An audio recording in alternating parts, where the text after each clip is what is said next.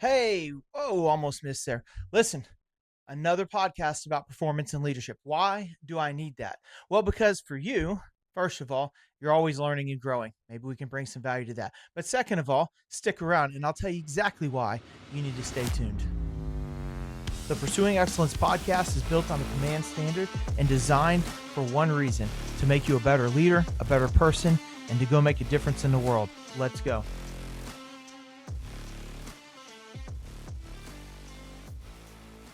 Hey, you're still here. So thank you very much for sticking with me this far.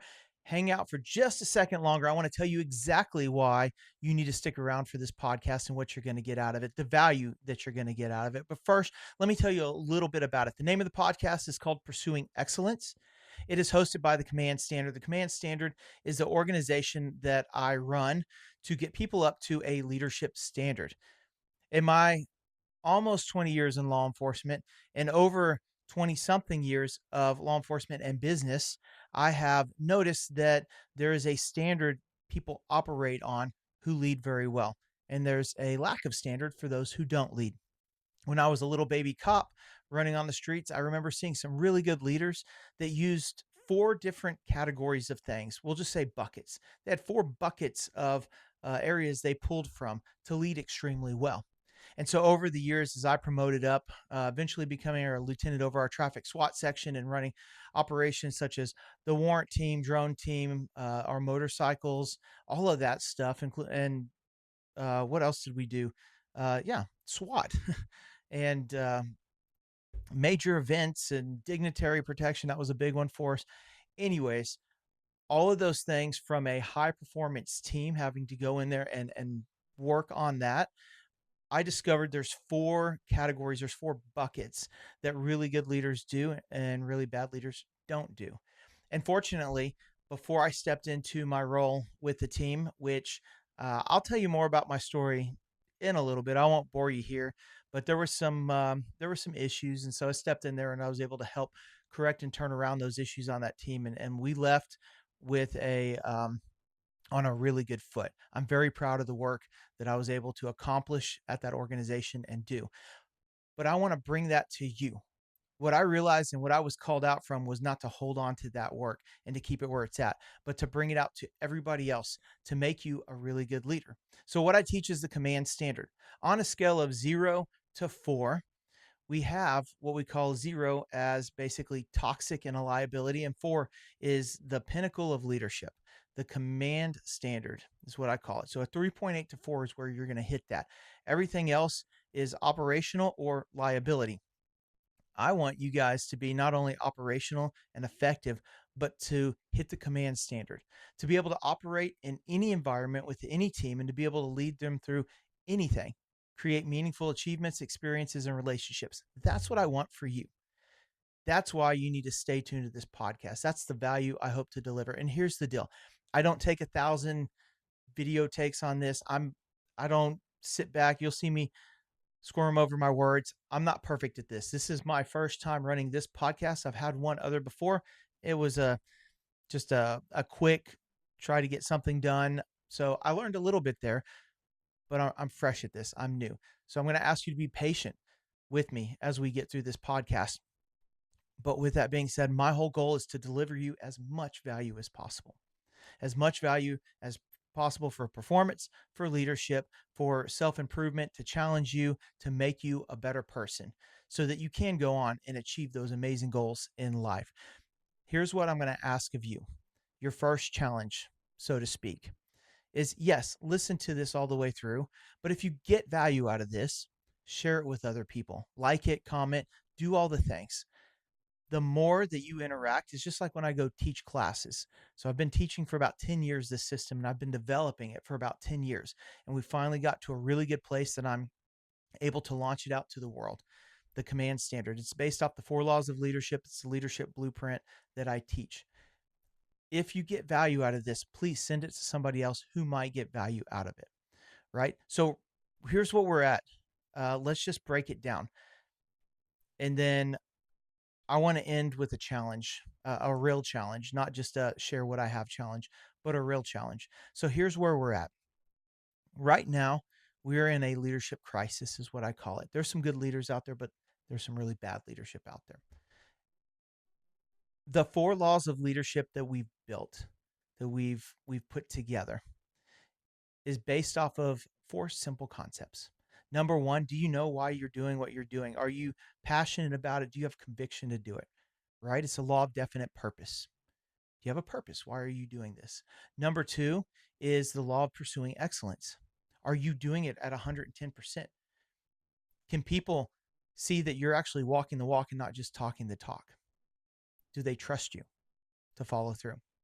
Number 3 is the law of maximizing value. Are we problem solving at the highest level possible? The problem solving metrics or formula that I use is called the ACE approach. It's really simple. And I've seen a ton of problem solving methods out there, but it's awareness, course, execution. That's it. Are you aware? Do you have a course of action? And are you executing? And here's the deal. I started teaching this because I realized after going through a 3.5 month, or I'm sorry, giving myself too much credit. That fish just got bigger. Let's bring it back down. A 2.5 month, nothing but sit in your seat leadership course, which was great, by the way, a lot of good information. But let's get honest. After about the first week or two, I can't remember what happened in the first week or two. It was just a lot of information over and over and over again. Great networking opportunities, great course. People who taught it were amazing people. I'm still connected with a few of them. So I'm not pulling that down. That was the School of Police Staff and Command. That was an amazing time to be there. But what I'm saying is that it's leadership repackaged. A lot of it was just leadership repackaged in a different way. And so I want something where people can confidently become leaders without having years of experience. And in fact, a recent study, I think it's Cornfield that put out, that said over, what was it, 70? No. Okay, don't quote me on this. I have to go back and look at it. But I think it's 90%. It's either 70 or 90%. It's a phenomenal number of CEOs. So people who are experienced, people who should know better, over that big of a percent are still consumed with the fact that they are not courageous in their leadership. They doubt themselves too much. The word is imposter syndrome. They have imposter syndrome. These are people who should know better. So when we go talk about leadership and you walk in a room full of all these different leaders and you think, oh my goodness, what do I know? Well, here's the deal. 95% of them are still dealing with the same problems that a first day leader would deal with, right? And we all got that first day leader experience that, hey, we're promoting you up. We didn't give you any training. We hadn't done much, but here you go. And you walk in and you're like, oh boy, I am now responsible for stuff I'm not sure how to handle. And that's where a lack of confidence comes in. But following the 4 laws of leadership, you can become very confident no matter what experience you have, right? Another statistics that is very staggering is that right now, people believe that they are in organizations. It was a study that was done. People believe that they're about 90% aware of who they are, their identity, what's going on around them, all of that stuff. But here's the actual truth. Only about 10% are actually aware. And so we look at this problem solving formula where awareness is the first thing. And if we're only 10% aware of everything that's going on around, how can we improve that? Course of action is really not that hard. A lot of people have ideas. They have really good ideas. In fact, the best ideas usually come from the line level, not from the top strategy. Has to get approval all the way down, but that's where you listen to your people, you become a servant leader, right? But where people mess up is the execution. So we're afraid to be aware, but once we are, we can collect and gather really good ideas how to solve a problem, but then we have to execute and follow through and do all the things that it takes. And this is what I've discovered. We've had some great programs at my past organizations that I've worked at. With those programs, if somebody is not leading that program, taking the charge, being the one who is the driving force, if somebody is not doing that, then what we discover is that program flops. If it's 2 or 3 people assigned, a lot of times it'll flop unless they're so passionate about it that that's all they do. If not one person is assigned, it flops. In police work, we call this cover and contact. I could tell you about some calls that we've had. We've messed that up, right? You show up and we're supposed to get this information and nobody assigns a contact person, the first person to go and make sure everything is done. And we get back to the station. Hey, did you get that? No, I didn't get it. Did you? No, I didn't get it. Oh crap. We got to go back and get this information. Right. Or we missed something or whatever it happens to be because not one person was in charge. We just assumed the group would take care of it. And when you assume the group takes care of it, nobody takes care of it. Okay. So we're just at law number 3. I've got a ton of other just in my mind all the time, facts and stuff rattling around, but I won't bore you with those this time. So that's law number 3 is law of maximizing value. And then law number 4, one of the most important ones that I see missed so much in organizations is the law of scaling performance. Now, I know what you're thinking. It sounds like a business metric. It's actually not a business metric. What the law of scaling performance says, and in fact, I'll pull these up while we're talking about them because I think it's really important that I read these off for you. But the law of scaling performance basically says, are you training? Are you mentoring? Are you creating a pipeline of leaders? Let me pull this up while we're talking about. Are you creating a pipeline of leaders that can replicate, duplicate, and actually take what you're doing to the next level?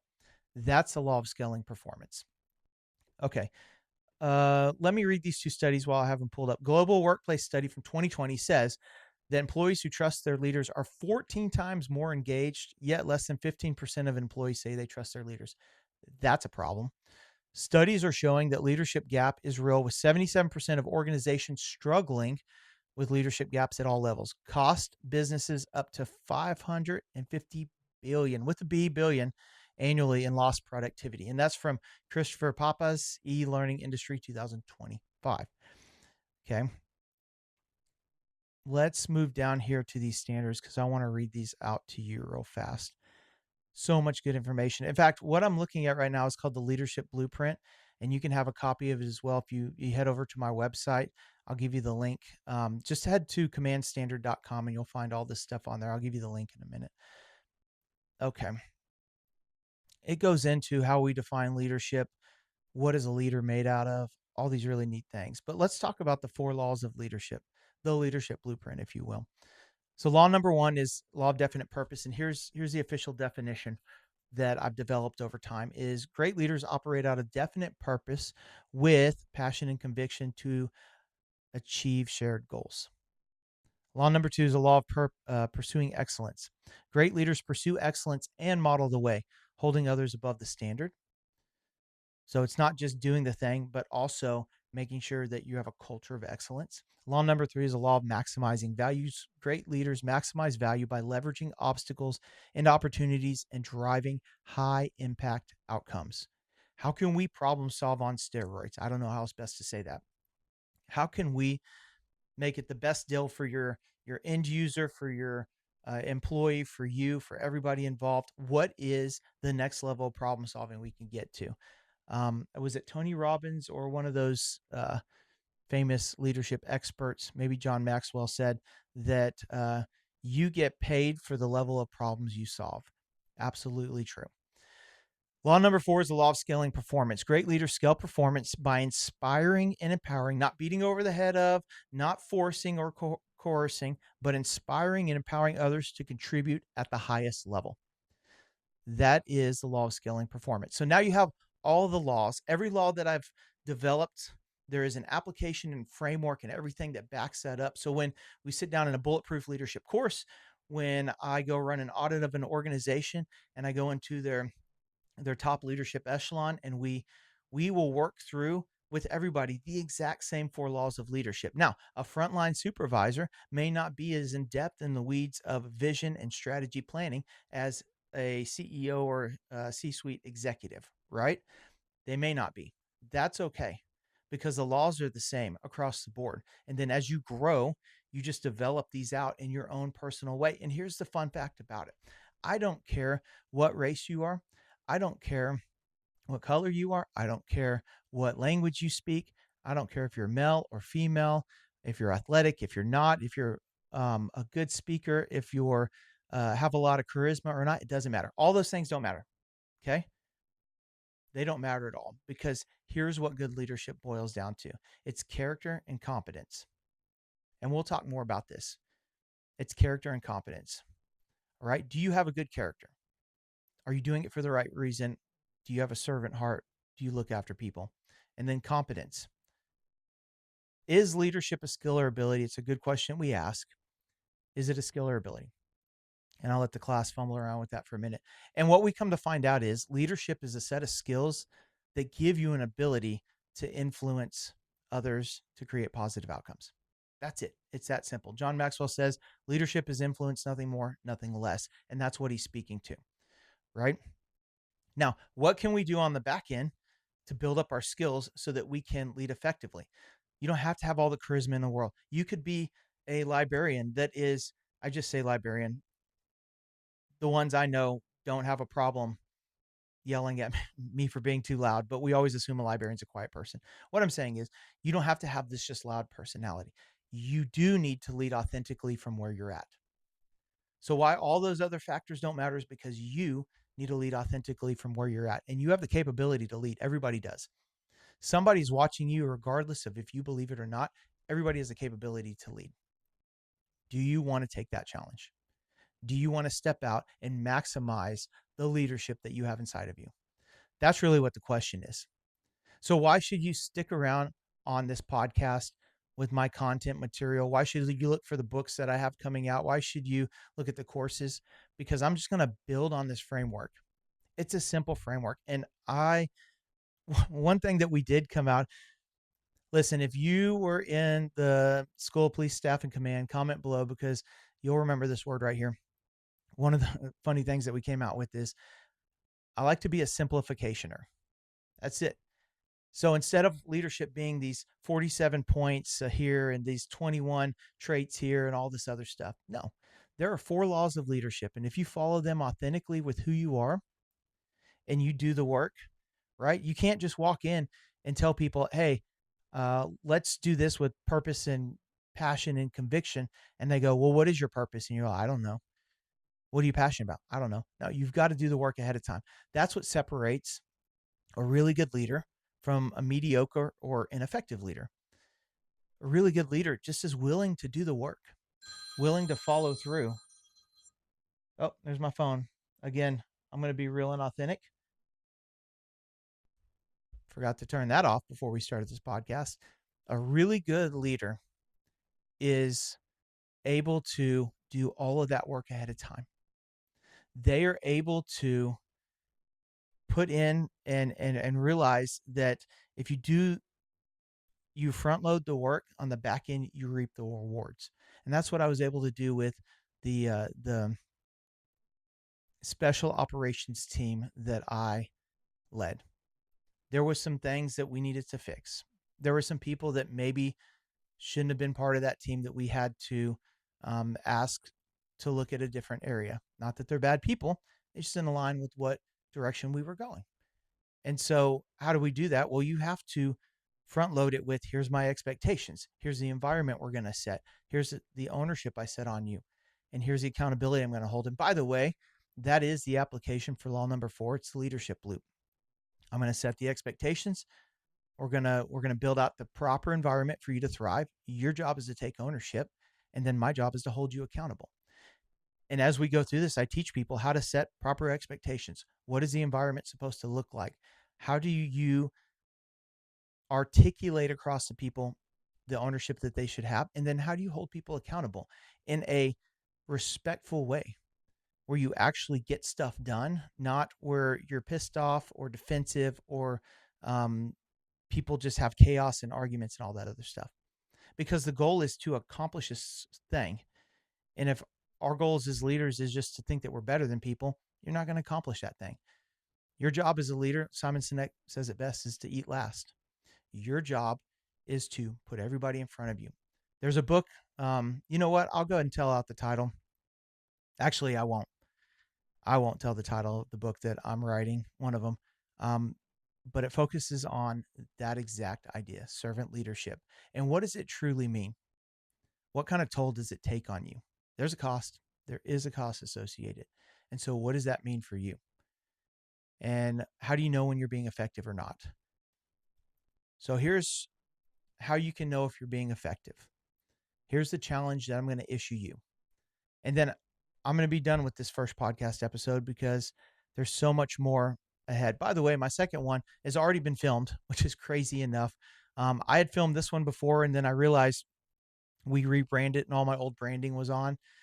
And I just thought it'd be best to refilm this. I'm not a big fan of doing things twice, but I wanted a good start on this. But my second one's already filmed, and I'm doing a series that I've always wanted to do. It's always been in my heart. It's called Beyond the Book. And so I'm going to bring authors in. I'll read their books. I write down questions and I bring authors in, and I'm going to ask them questions that are beyond the book, things that people may want to know. And then what I want to eventually do is tell people what book I'm reading. So when I get done, they can have read the book, ask their questions, and I can take that onto the podcast as well. So again, I just want to bring a ton of value to everybody here. That's why I'm asking you to like, share, comment, do all of those things. It's called the Pursuing Excellence Podcast. It's hosted by Command Standard. And I don't even think I've told you my name, so I'm being rude. I apologize. My name is Chris Rountree, by the way. And yeah, I'm just going to ask that you share. That's going to be part of your challenge. But your real challenge is here. I'm going to tell you the best way to see where you're at is to have data points. If you have data points of where you're at, we can determine where we're at and where we're going. Excellence is the biggest thing that I think you need to accomplish. That's why law number 2 is the law of pursuing excellence. Here's a simple definition of excellence. Again, being a simplificationer. Excellence is the gap between intent and execution. All right. If that gap is wide, we got a problem. But if you're really good, you can pull that together and eventually get them lined up. And if you can get that lined up, you have achieved excellence. Very few ever get there. But if the exact intent, what you want, is exactly what is executed, one of two things is happening. Number one, you and your team are really good and you're doing a great job. Or number two, your intent's just not big enough. Your dreams, your goals are just not big enough. And we're going to have to expand you on that as well. So we're always growing and going. Once your intent gets lined up, guess what? My challenge is going to be, hey, make those dreams bigger, make those goals bigger. Let's see what else we need to do. Okay, so here's your challenge. Last thing I'm going to say, because this is going to be important, the data points. I want you to go to my website. It's called Command Standard / or / whatever it is, assessment. So commandstandard.com/assessment, and take the assessment. The assessment is going to give you a dashboard. It looks really cool. I may actually pull it up here. I'll show you. I'll take a fake assessment and pull it up.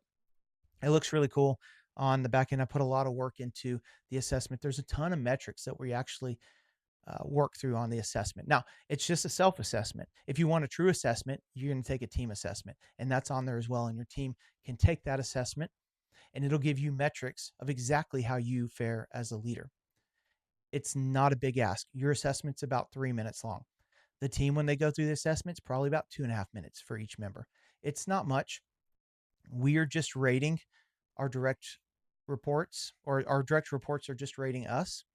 And so if I were to take this assessment, I would basically be having a few questions on my leader and then a few questions on top strategy. It'll make sense once you go in there and look at it.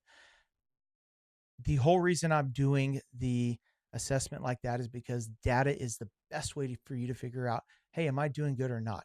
And in all transparency, this is how it came up. I was teaching a bulletproof leadership course at Dallas Baptist University, and a student came up, and I was just fresh kind of into this learning and going. And a student came up and said, hey, how do I know what to focus on? If you're telling me to cancel out the noise and focus on signal, which what they talk about is, you're telling me to focus on one thing at a time. What do I focus on? Do I focus on law number 1 or 3 or 4 or 2? What do I focus on? And I said, well, you need to focus on all of them at the time. I didn't have a good answer. So that's what I said. It made me come back and think. Every time I teach, I always come back and try to do something better. What can I learn from this? How can I do better? So I developed this assessment, and the assessment has turned out way better than I ever even imagined. So I'm very thankful for that. And I think you're going to get a lot of value out of it. So that's what I would recommend. Go to commandstandard.com, go take that assessment, see what results you get. And if you dare to, send it to your team. All you have to do is click on the command or team assessment. You fill out the form, and it starts automatically sending to your team.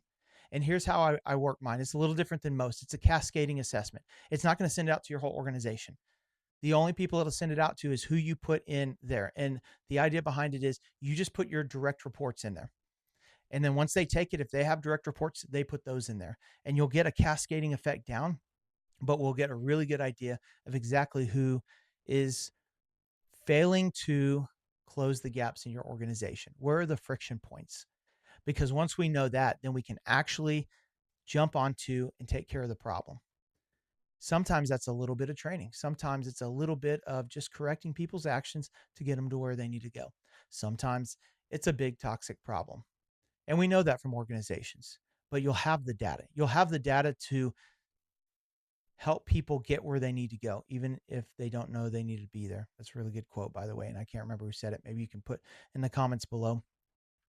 You'll have the data to do that. This is why I love this assessment.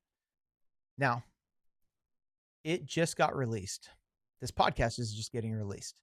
I'm asking you to be patient on the podcast. I'm going to ask you to be patient on the assessment. In fact, my real challenge is I need about 10 people, 10 organizations to take this assessment. And the first 10 that take the assessment, it's typically about $2,500 to get the deep dive audit of everything. I'm going to cut that price in half for the first 10 because I need your data and I need you to give me feedback on, is this working? Does this make sense? How is this? So the first 10 people who take that assessment and go through here and take the team assessment and then want to take the deep dive audit, which I would recommend because the data is going to be so rich in that, I will cut that in half right now on the payment side of things so that I can get what I need out of it. And you get just an amazing deal and bargain. And then from there, if you want me to come in and help you guys fix those data points, more than happy to do that. Love to do that. It's one of my favorite things to do, especially when you come in and we go over everything. I create a 90-day roadmap for you and your team, teach you a few things, and then release you to do it. And on the back side of it, I support you guys. I'll support you for 90 days, 6 months, a year, depending on where we land on our agreement on how you want to be supported. commandstandard.com/assessment. Go take the assessment. Even if you're not interested in taking the paid assessment, or you just want to see where you land on the free assessment or the self-assessment, it's free. Self-assessment is 100% free. Good data there, good information for you to have. I would even recommend taking it once a year. Even if you never pay me a penny to ever work with you, to do anything, that's one way I can just give back. If I can make you a better leader by doing that, that makes me happy. More than happy to do that. That's why I'm putting this content out here. I'm not putting it behind a paid wall. I think everybody deserves to have great content. The Behind the Book series, I think it's going to be amazing content. It's not going to be put behind a paid wall. It's for you guys to become better leaders. When I left public safety, that's one of my goals. In fact, let me tell you my leadership statement real fast before I let you go. My leadership statement was to bring nobility and respect back to law enforcement through effective technology and leadership. And that's what I want it to do. I want it to have great technology in place so that I can get people out on the streets more interacting. And I want great leadership so I can interact more with my team and that they would have a positive, optimistic attitude, that they would go out knowing that I had their back, that their team, their organization had their back, and they could go do the job they needed to do very effectively. And when you're talking about a high stakes environment, you got to have that. And so that wraps it all back up. Why the command standard at 3.8? It's rigorous. It's high. I've had quite a few people already take this assessment at a mid-level manager and above. Some of them a little bit lower, but mid-level manager above, and business owners, small business owners. The average right now is probably around a 3.2. The command standard is a 3.8. What that tells me is that there's a lot of work to be done. There's a lot of work to be done for people to get up to that. But if you can hit that command standard, you can lead any team. You will have all the tools. You will have everything you need to lead any team into anything. That's where I want to get you at. I want you to be confident, to have the clarity and the vision and the purpose and the passion and conviction to lead any team into anything, and know that you're not going to fail. You're not going to win everything, but at the end of the day, you're going to lead well and you're going to do well. I appreciate you guys spending time with me. commandstandard.com/assessment. Go check it out. Give me feedback on it. I need 10 people, 10 organizations who want to help out with that. I'm going to send it my newsletter and a few other places. So jump on it And if you're not sure, take the free assessment. And once you get the data, if you want to take that next step, take that next step. Anyways, I'm looking forward to it. I appreciate you guys so much. We'll see you on the next episode.